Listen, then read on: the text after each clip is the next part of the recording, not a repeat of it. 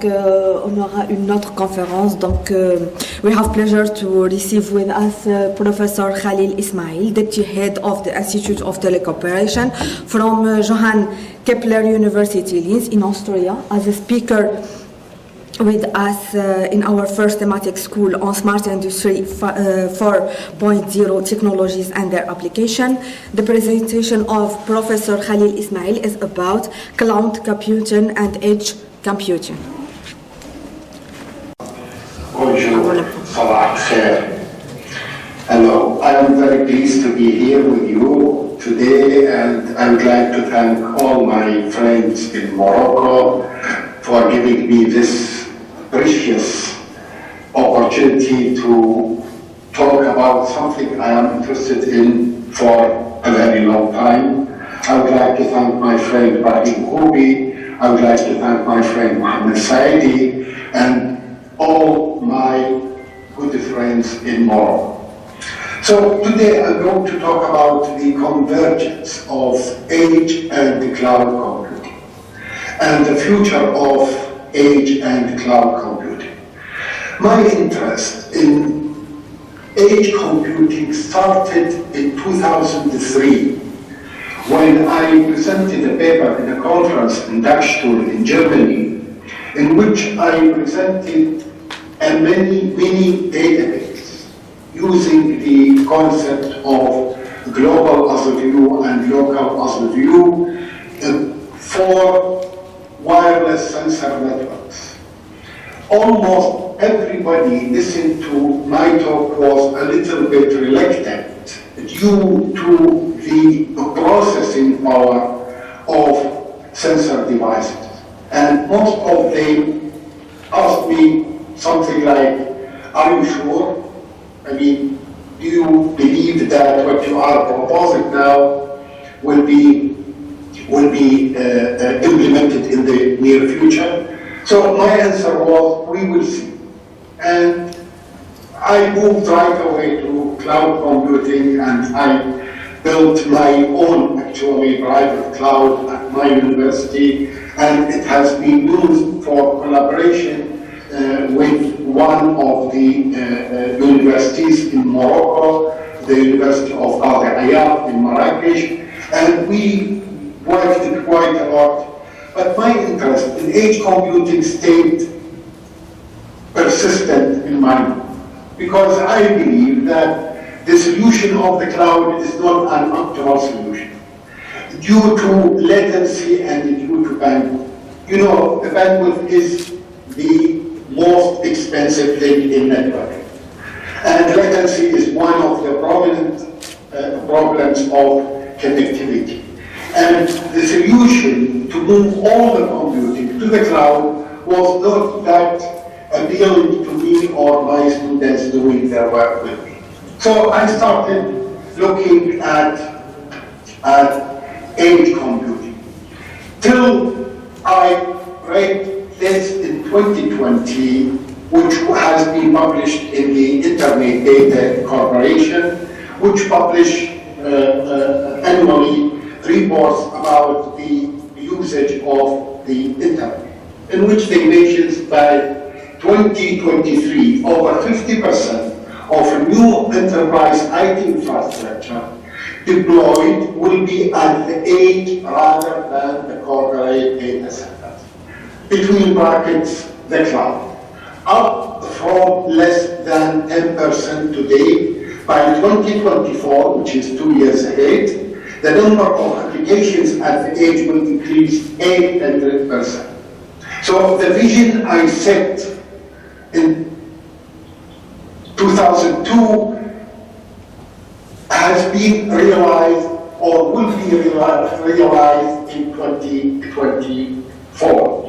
Not only because the processing power of the computing devices increased exponentially, but because advances in fields mentioned in the speakers before me, artificial intelligence, machine learning, big data, the sophistication of cloud infrastructure, etc., etc., etc.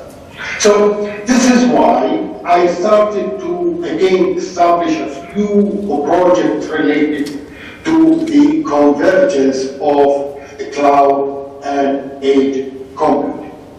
What I'm going to do is to give you a glimpse about what is age computing, why age computing is important, and how age computing works. Also, I will give you examples of of age computing applications, and then I will emphasize on the differences between age, form, and cloud computing, and how age computing is different from the other two programming and computing paradigms. Then I will give you an idea about the open source software frameworks that can be used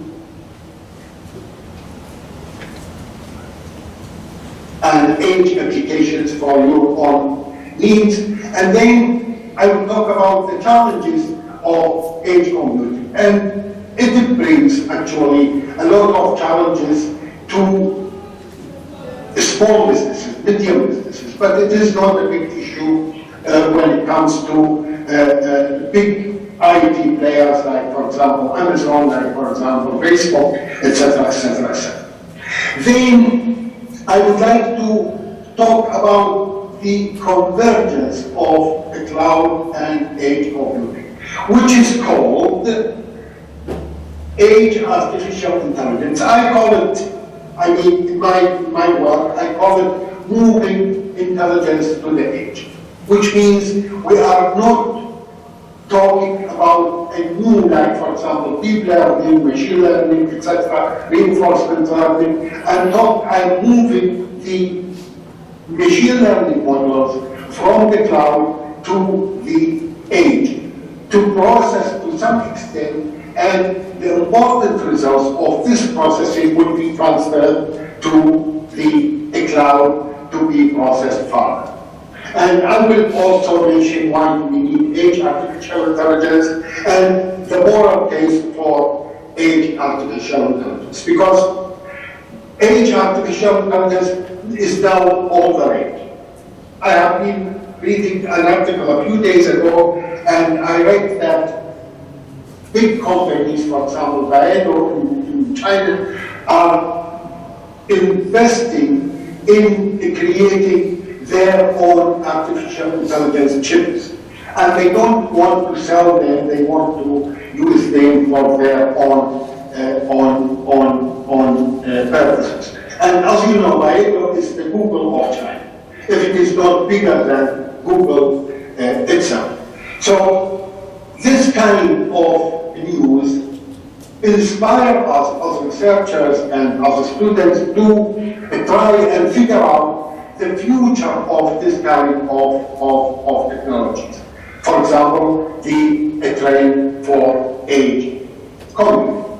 But before I start, let me just set the stage by defining what is age computing. So I looked at the definition of age computing from two perspectives. The first perspective is research perspective. And there's a well-known paper by Stefan Bigelow. He did define age computing as a distributed information technology architecture. You know, we as researchers are more interested in the architecture than the application domains. Industry is more interested in the application domains. We as researchers are interested in the architecture, in which the client data, not the client itself, is processed at the periphery of the network, as close to the originating source as possible. This is the definition of age computing from a research perspective. If you notice here, the emphasis is on the distribution of the age devices, the architecture of the age devices, which pose a lot of problems and challenges in the future. For example, the standardization of the architecture of the age devices, and also the data part of the age. We are not interested in the topology. We are not interested in how these age devices are architected in some way, but we are interested in on how to build these age architecture. From the industry point of view, they define edge computing as a part of the distributed computing topology, something related to grid computing, mesh computing, distributed computing technology, in which the information processing, not the data by itself, but the information processing is located close to the edge where things and people produce or consume the information. And this is, as I mentioned, the definition given by Gartner Group from their own industrial perspective. The points that we can extract from these two definitions are the following. The first one, that the edge computing is nothing but the act of processing the workflows, is to move some portion of the storage and compute resources out of the central data center, whether it is a private cloud or it is a public cloud, and closer to the source of the data itself. For many reasons, on top of them are security and privacy issues.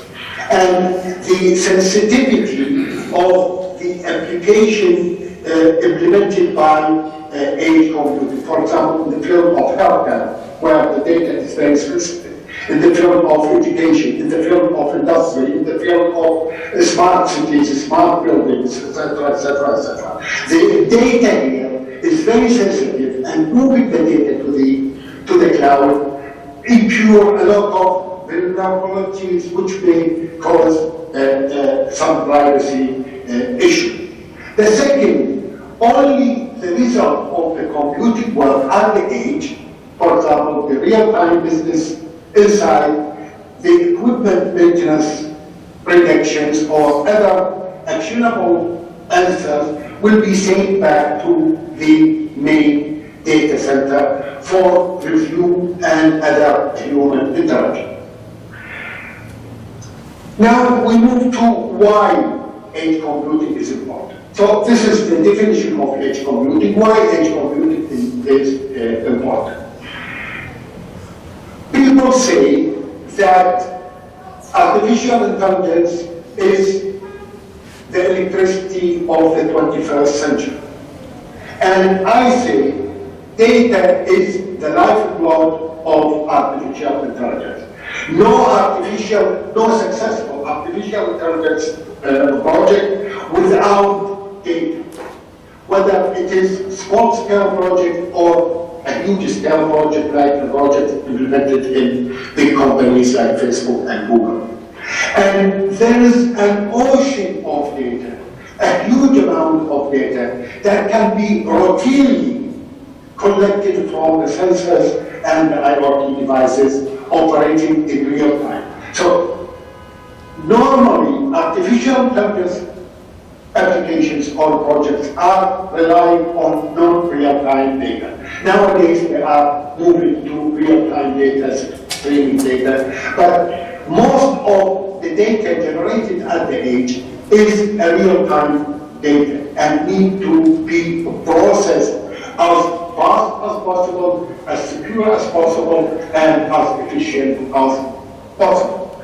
And for which the traditional computing paradigms, which are built around the centralized data center, around the cloud, and everyday internet are not well suited for this purpose. There are bandwidth limitations. As I mentioned at the beginning, bandwidth is the most expensive part of the connectivity issues. There are latency issues, which is also one of the most expensive parts of connectivity. And also, unpredictable network disruptions are obstacle to meeting this kind of demand. Now,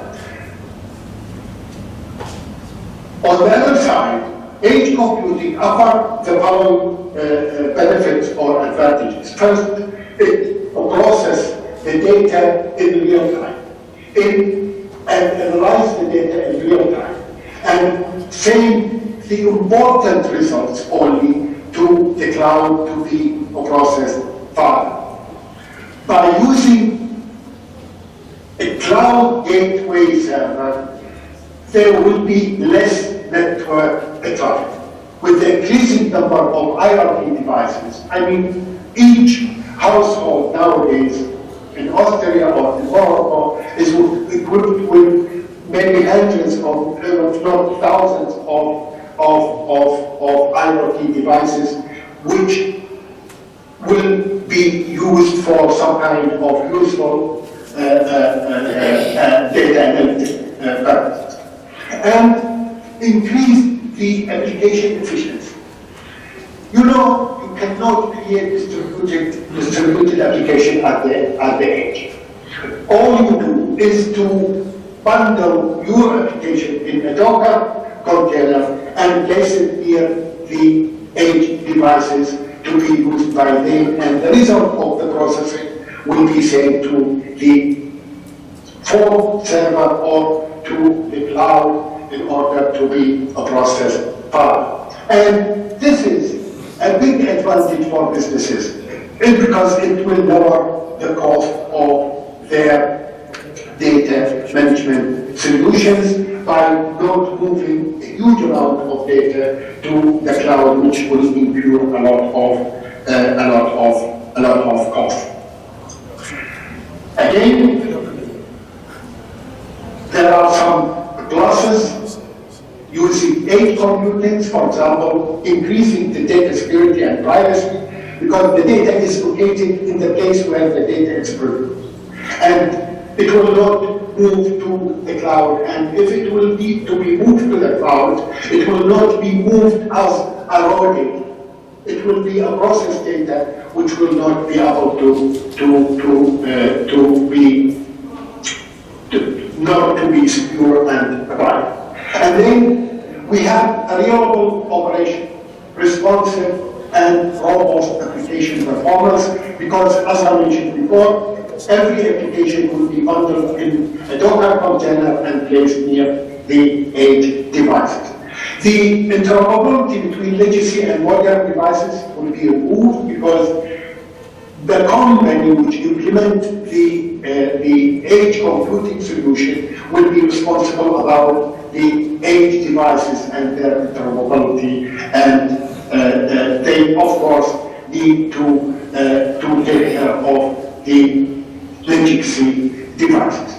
And which is again one of the important features of edge computing, it will conserve the network and the computing resources by decreasing the amount of data that will move around between the cloud and again, which is a big issue and contribute to the cost of implementing in a private cloud, is the energy consumption. As I mentioned before, I tried to build my cloud, private cloud for cooperation, and we worked with a few universities, and one of the major obstacles that, my university was not very happy with is the energy consumption of the private cloud.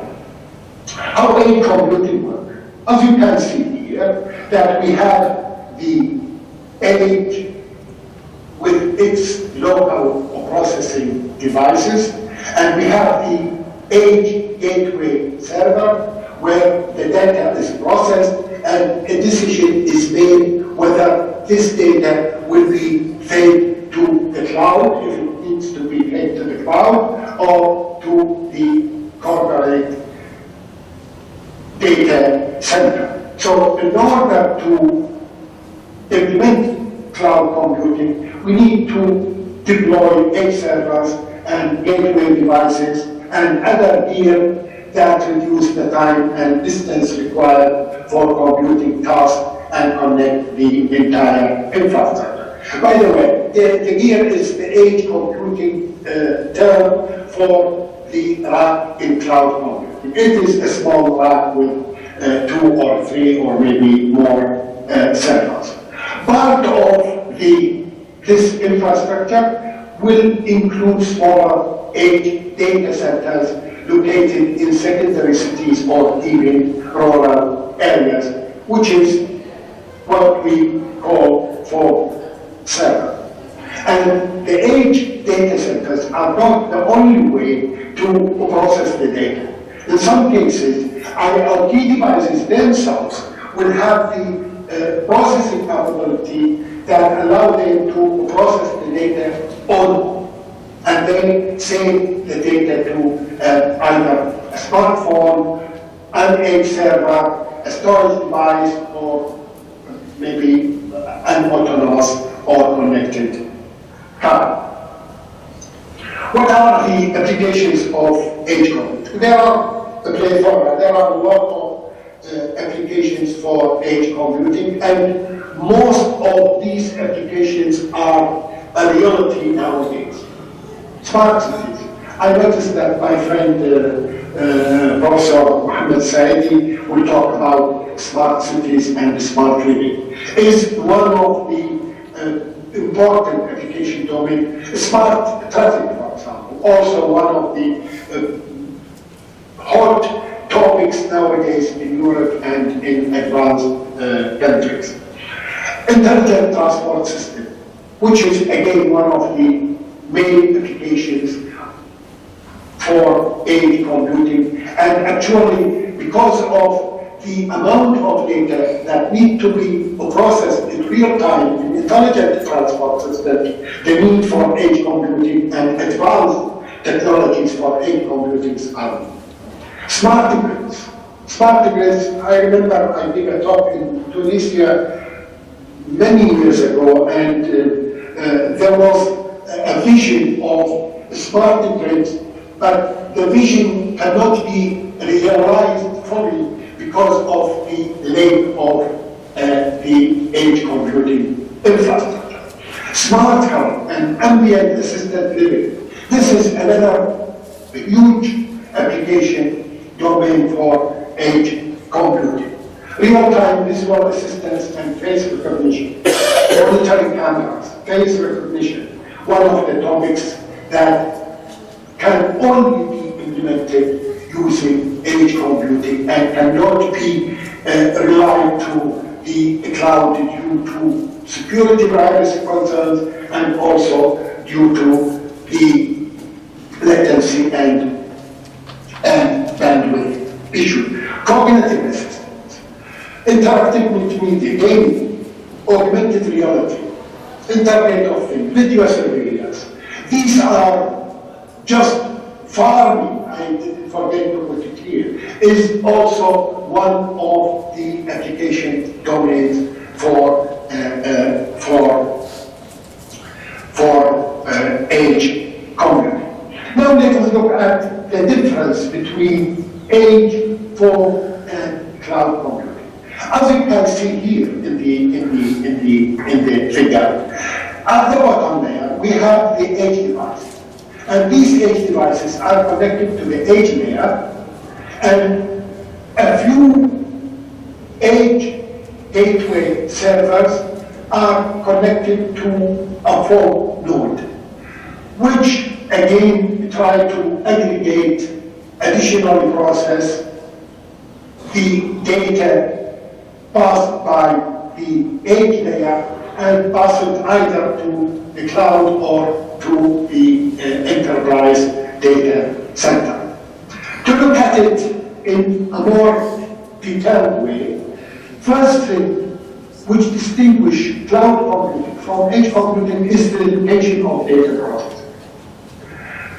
In edge computing, data is processed where it has been produced. In cloud computing, data is processed on the cloud server, located thousands of miles away from the data where the data is produced. One example, for example, is taking storage on the cloud by creating an instance of Amazon AWS.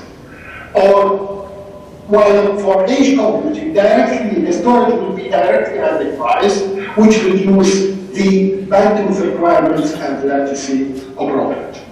For computers, shifts the edge computing tasks connected to the local area network hardware, or for this local area network to be more distant to sensor than in the sensors themselves.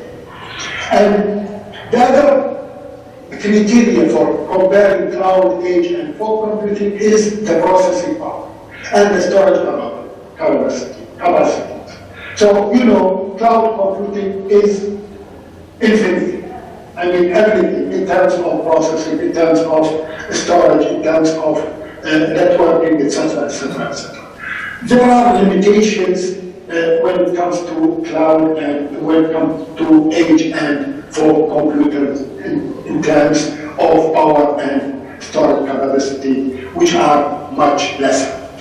And then the purpose, because nowadays, especially in research, since edge computing is a hot topic, everyone wants to have a share.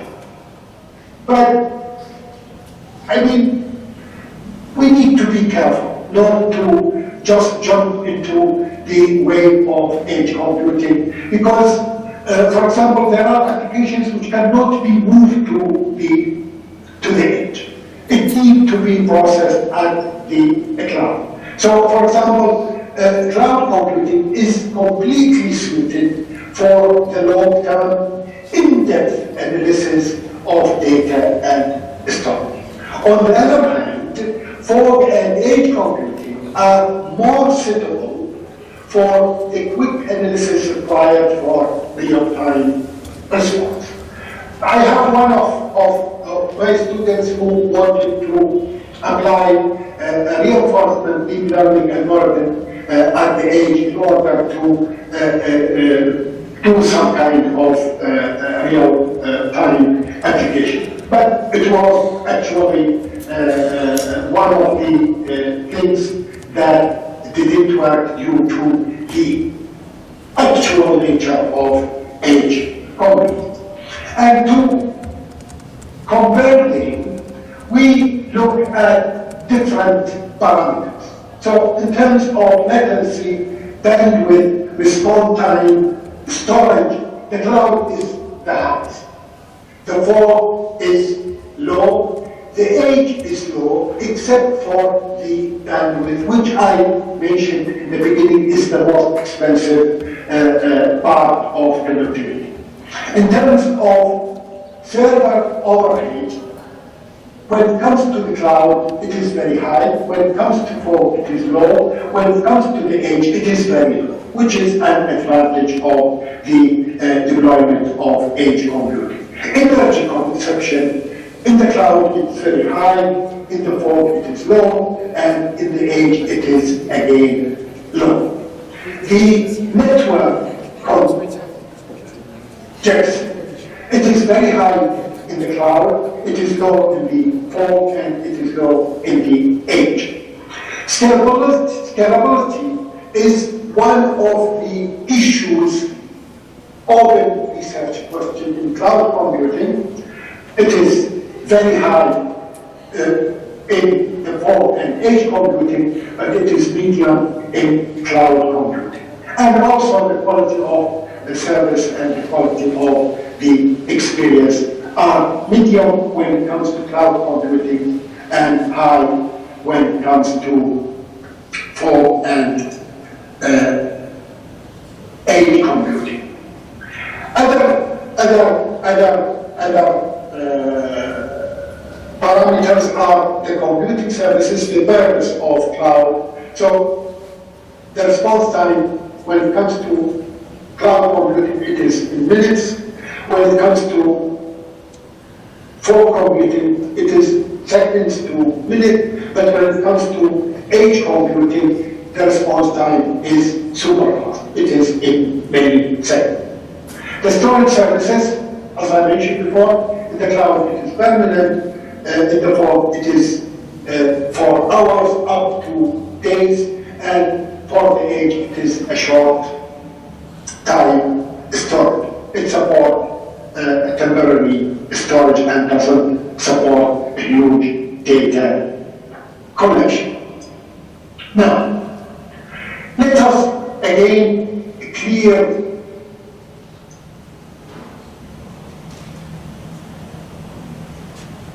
okay, I'm sorry.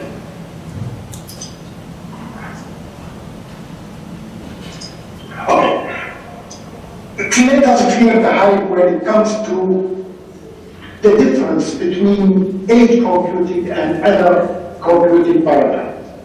So, for example, is IoT edge computing? Yes, to some extent.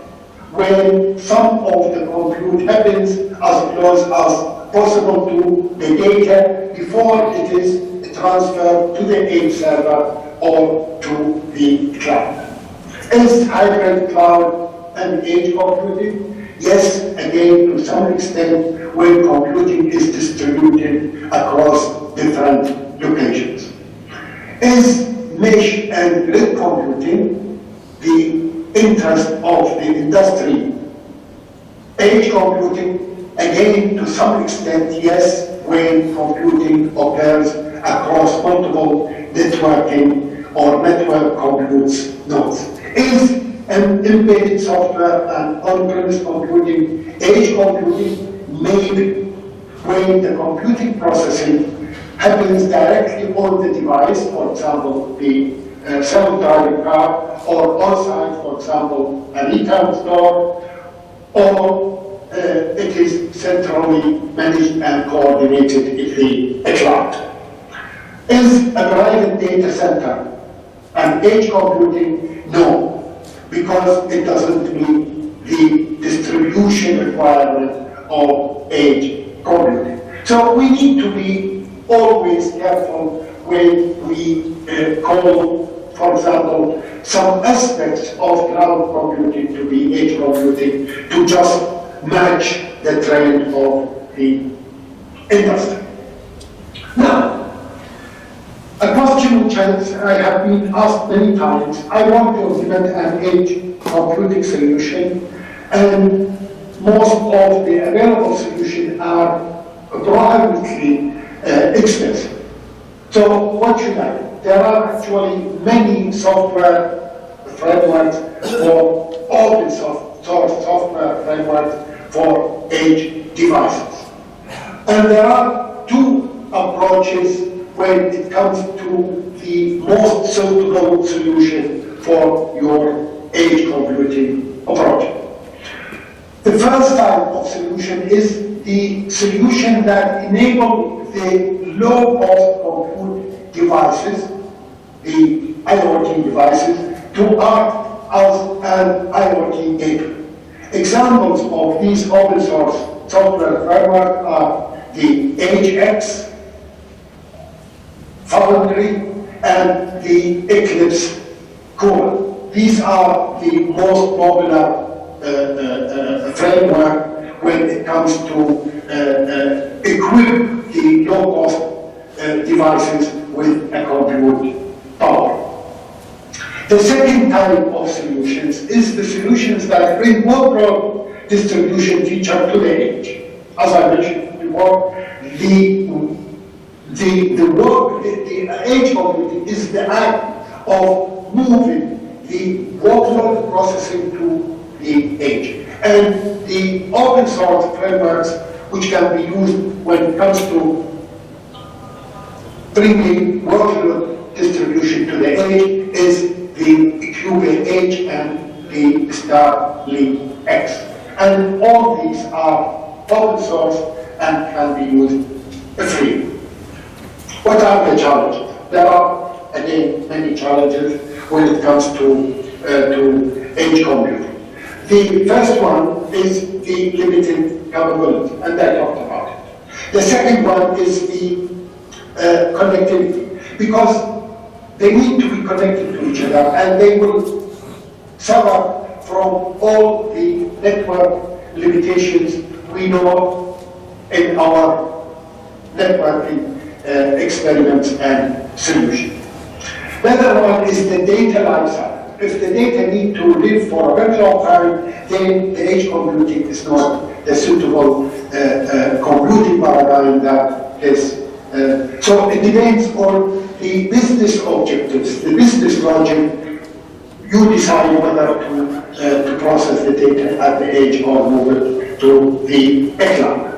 The security is not the security of the data, but the security of the devices, because the devices will be removed mutations, and it was a lot of security issues in terms of how to secure the edge devices and make sure that the data produced by these devices is safe and not prone to any security issues.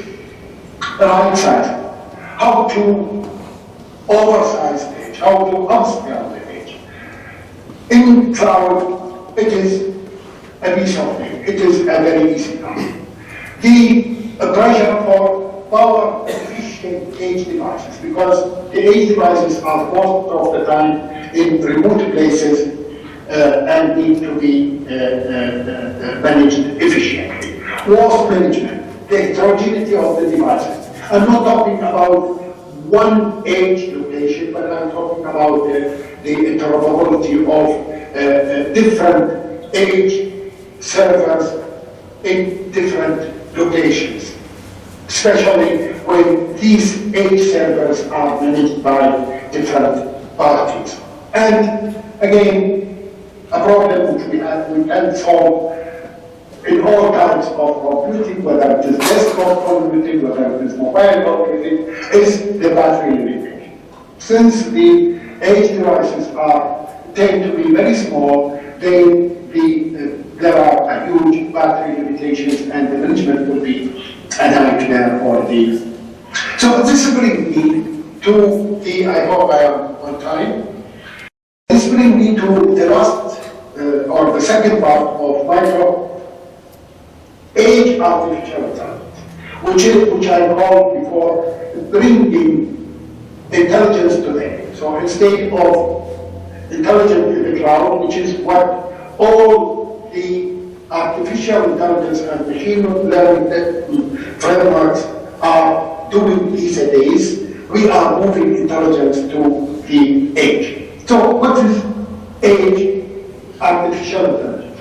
Or what I call in the title of my talk, cloud and edge computing qualities, the future of the convergence of cloud and edge computing.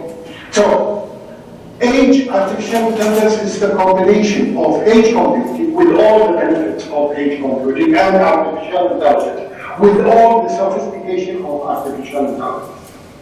And this is called edge artificial intelligence. So it refers to a set of connected systems and devices for data collection, caching, processing, and analysis of proximity, to where the data is captured based on artificial intelligence algorithms and frameworks. Most of the organizations and the news agencies refer to edge intelligence as the paradigm of running artificial intelligence algorithm locally on an end device, with data, sensor data, and the signals that are created on the device. But to some extent, I don't fully agree on this, because you don't move the machine learning model to the you extract the data, process the data, get results, not necessarily the results as accurate as when it is processed in the cloud, and then transfer these results to the cloud or the business data center for further processing.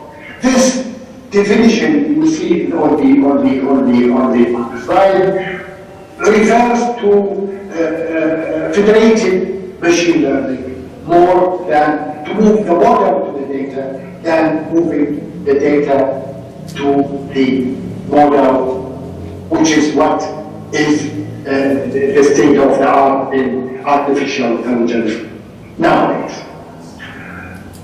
Why do we need age artificial intelligence? As I mentioned, the research people and the industry, they call it the BLERF, the bandwidth, latency, economy, reliability, and privacy. These are the promises of age computing, and we want to have these promises to be implemented in when we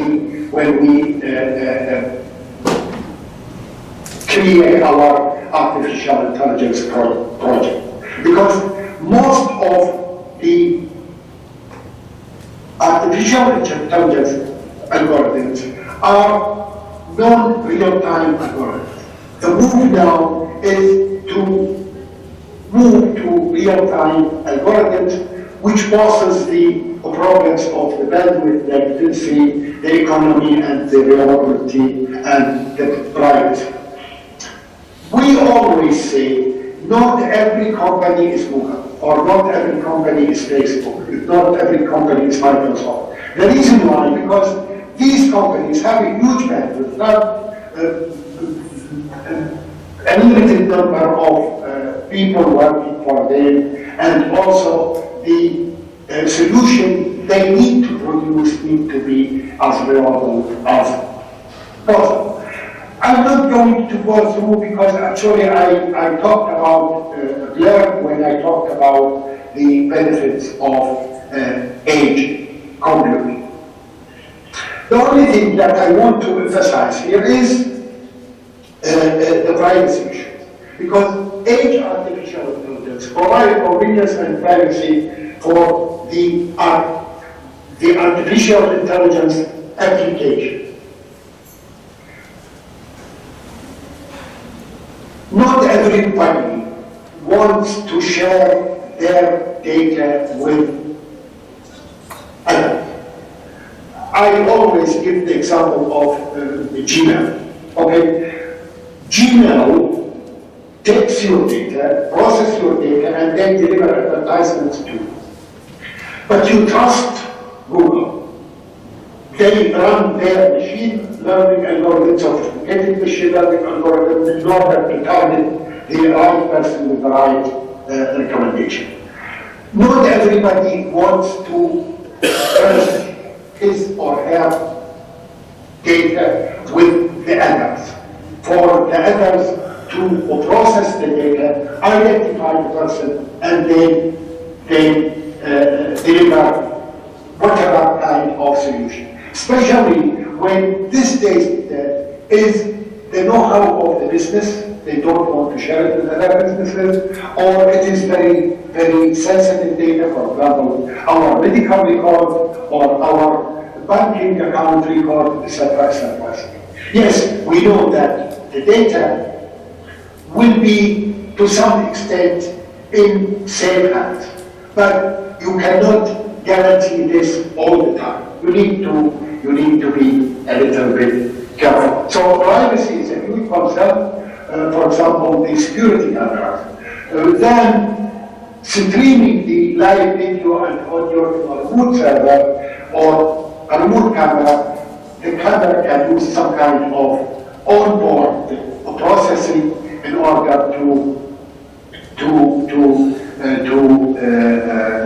extract useful information and only send the processed information, not the raw data, to the server. And edge computing is preferable in applications that require high security, industrial application, educational application, and also, as I mentioned, in our care.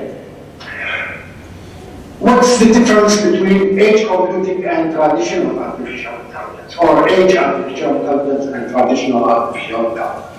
The first, the training on the edge is so training of the training of the model and the creation of the model will be done on the cloud, and the model itself will be delivered in a container to the edge device.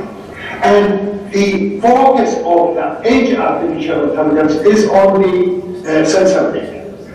This is why edge artificial intelligence needs to live close to where the data is approved.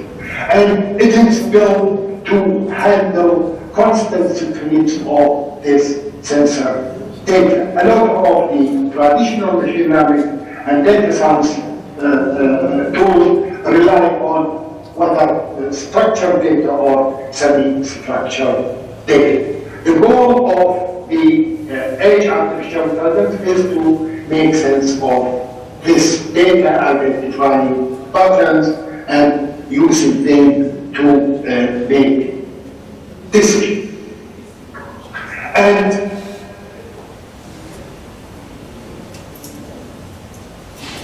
machine learning models can be very small when they are applied to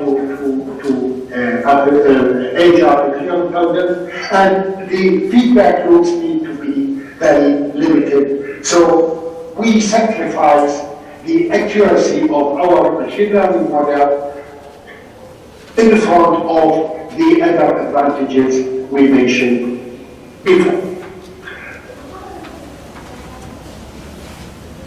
This is the slogan of edge artificial intelligence, good enough. I mean, we don't need to make the model as accurate as a model trained and deployed in the cloud, but we need to make it working to some degree of accuracy and better.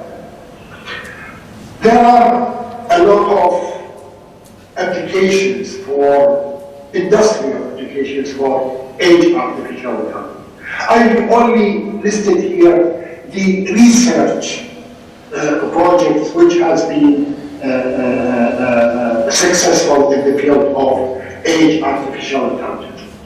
In Africa and in some parts of Asia, there is what is called smart parts, where machine learning models are trained to better understand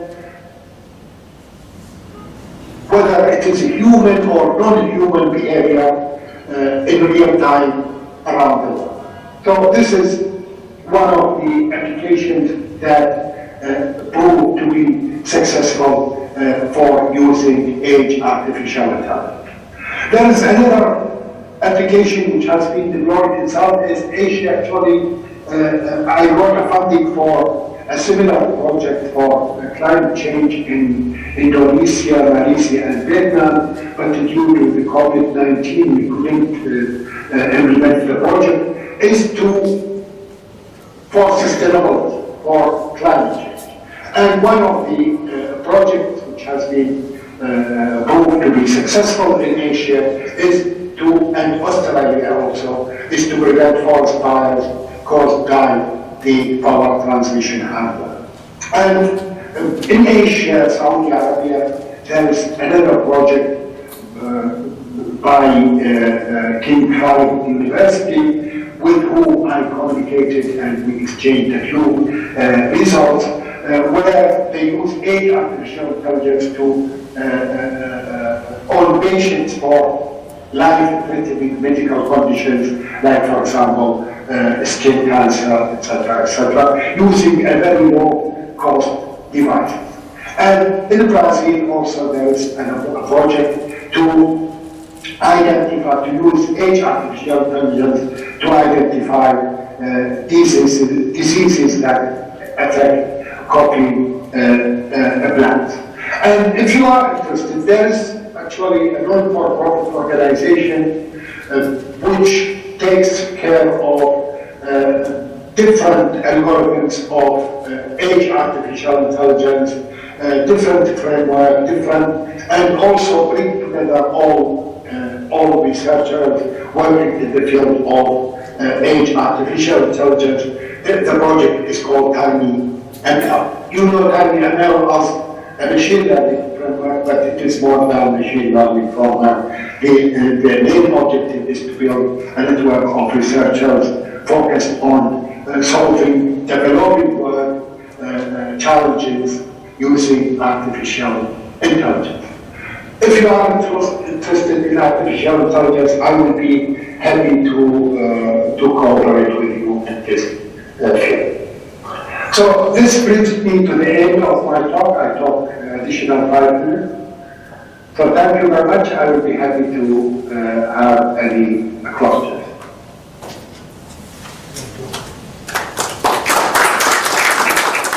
Presentation. So if we have some time, we can take some questions.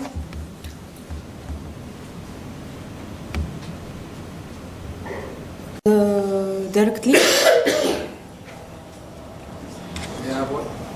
Yes. Monsieur KHALIL Ismail, for your presentation.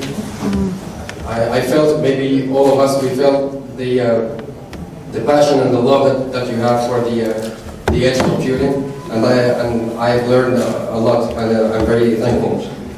My question is related to the quantum computers, or the qubit computers. In your opinion, is the quantum computers can have an impact on your prediction about the cloud computing usage? For sure, the quantum computers are not that viable, economically viable yet. They still cost, one computer may cost several $1 million. But how can the qubit computers help increasing or decreasing the use of edge computing, especially with their very important capacity of processing and the processing and traffic capacity? So this is my question. What is your opinion on that? Thank you very much. Thank you very much. It's a very, very, very good question. And I have been asked this question many times. Actually, as I mentioned before, it depends on the purpose.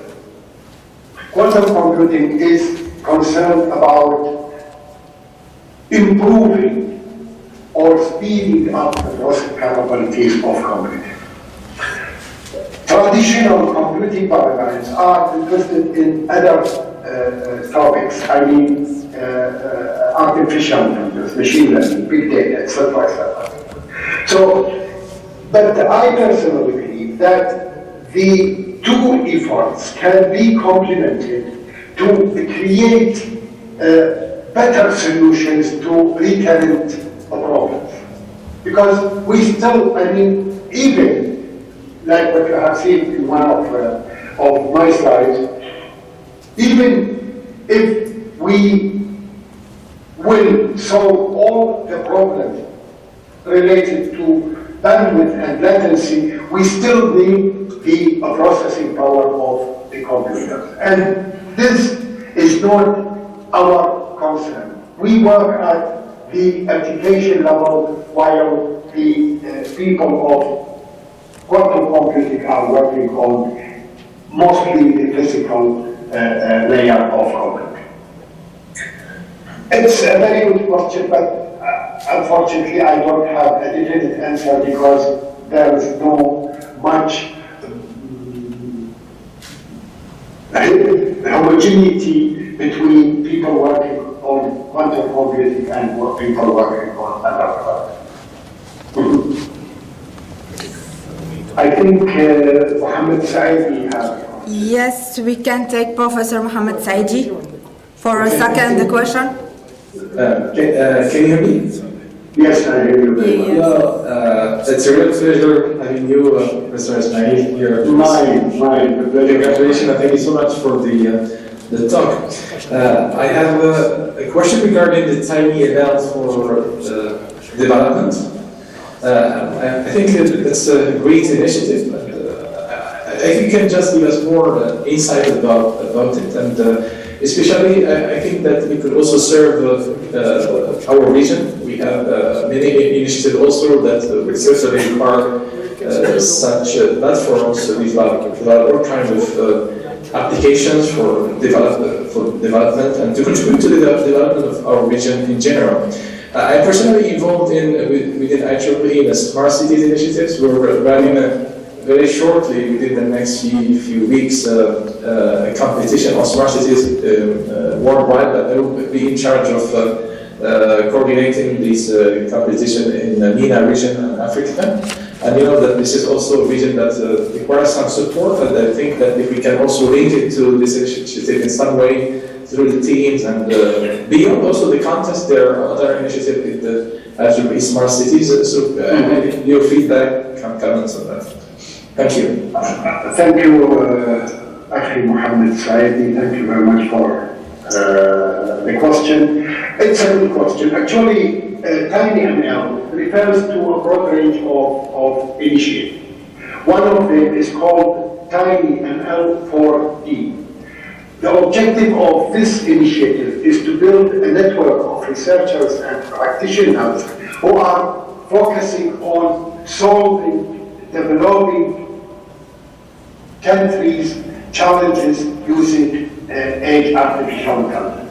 It has been integrated in, as you mentioned, the IEEE Smart Cities Working Group, and also I heard ACM, they have a SIG on smart cities. But this TinyML 4D is the initiative which is more suited for developing countries. I was reading a few days ago about the application of, or the potential applications for age artificial intelligence in North Africa, especially in Morocco, and I found a lot of promising applications that can be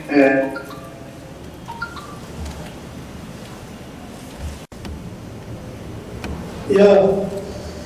Do you hear me? Yes, I have you. Thank you very much, Professor Ismail. It is an opportunity to see you and to hear you. Thank you. So I have the same question as Professor Sadi. It's about the opportunity to develop and networking on the TinyML project. If there is an opportunity for Moroccan context to develop some tasks on the AI in Morocco. What do you think about networking? Yes, yeah. As I mentioned, this TinyML 4D, which is, you can see it on the slide in front of you, if I'm still sharing my screen, yes. So this is the initiative for developing countries.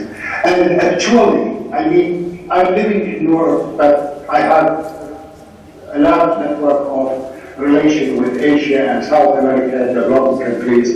I think the potential for AI to be implemented in developing countries is more than the potential for AI to be implemented in developed countries.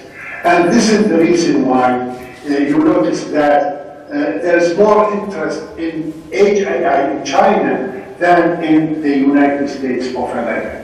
And there is a competition between, for example, China and Japan on who will dominate the AI market in the future.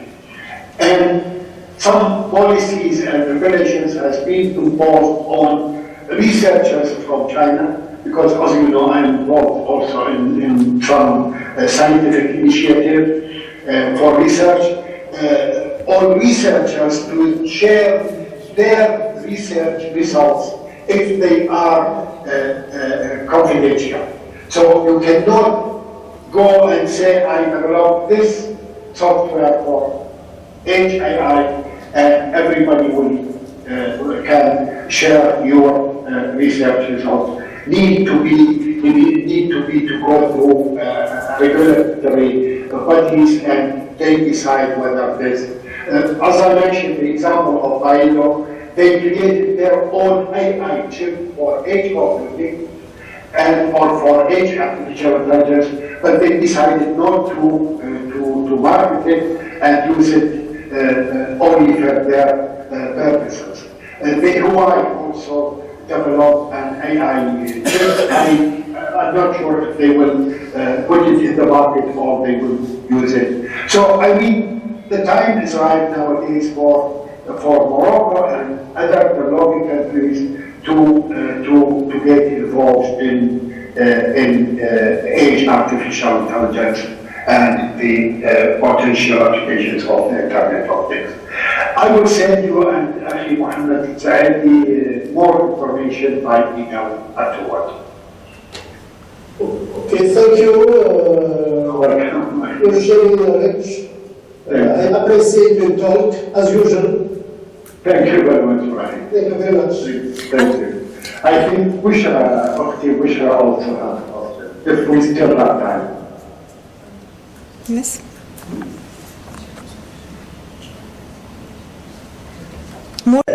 It was, thank you for your interesting speech. It was very interesting. We have more details about this technology of edge AI. My question is concerned by the topic of healthcare. If you have an idea about the financial cost if you want to implement this technology in this domain. Because it will resolve many problems. As you know, here in Morocco, we have a very lack in this sector. Thank you. Okay, this is a very, very good question. And one of the things I personally is interested in, compared to the state-of-the-art approach for applying artificial intelligence in the healthcare sector, edge artificial intelligence is much, much, much cheaper. So this is the good news.